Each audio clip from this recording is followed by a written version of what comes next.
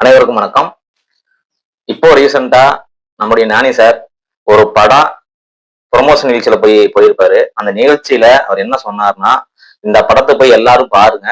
இந்த படம் உங்களுக்கு நல்லா இல்லைன்னா அடுத்தது என்னுடைய படம், நான் நடிச்ச படம் ஹிட் 3 ரிலீஸ் ஆகுது. அதை யாரும் போய் பார்க்காதீங்க அப்படின்னு சொல்லியிருப்பாரு. அது எந்த படம்னா கோர்ட், ஸ்டேட் வெர்சஸ் நோபடி. இந்த படத்தோட ரிவ்யூ தான் நம்ம பார்க்க போறோம். அதுக்கு முன்னாடி நீங்க ஈக்குவல் பிடி சேனலை சப்ஸ்கிரைப் பண்ணினா சப்ஸ்கிரைப் பண்ணிக்கோங்க. மறக்காம அந்த பெல் பட்டனையும் கிளிக் பண்ணிருங்க.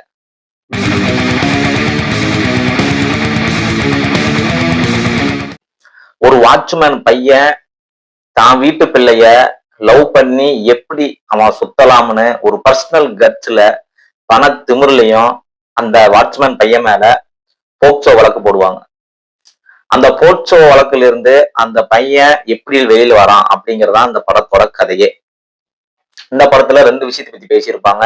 ஒண்ணு போக்சோ வழக்கு, இன்னொன்னு என்னதான் நம்ம பணத்திமிர்ல இது பண்ணாலும் கடைசியில தப்பு பண்ணுனா கண்டிப்பா சிறைச்சாலைக்கு தான் போவோம் அப்படின்னு இந்த படத்துலயும் காமிச்சிருக்காங்க.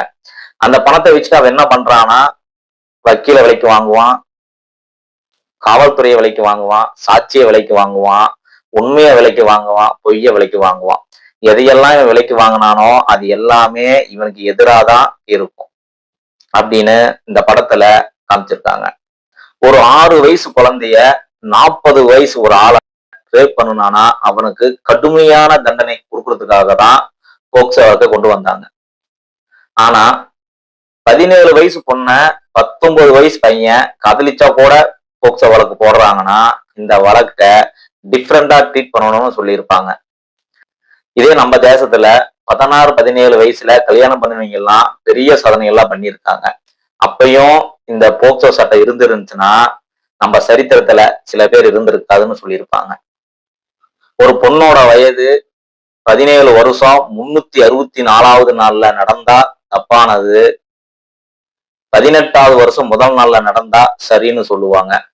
இன்னைக்கு இல்லாத மெச்சூரிட்டி நாளைக்கு வந்துடும்னு சொல்றது இது ஒரு இன்ஸ்டன்ட் டெலிவரி இல்லை, இது ஒரு சப்ஜெக்ட் மேட்டர்னு சொல்லியிருக்காங்க. சட்டம்ங்கிறது எல்லாத்துக்கும் தெரிஞ்சிருக்கணும். சட்டம் காவல்துறைக்கோ வழக்கறிஞர்களுக்கோ கிடையாது, இது எல்லாருக்கும் உண்டானதுதான் அந்த சட்டம்.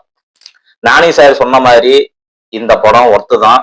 எல்லாரும் பாருங்க, நெட்ஃபிளிக்ஸ்ல இருக்கு, எல்லாரும் போய் பாருங்க, குடும்பத்தோட பாருங்க. இந்த படத்துக்கு நாங்க கொடுக்குற ரேட்டிங் 10க்கு 9.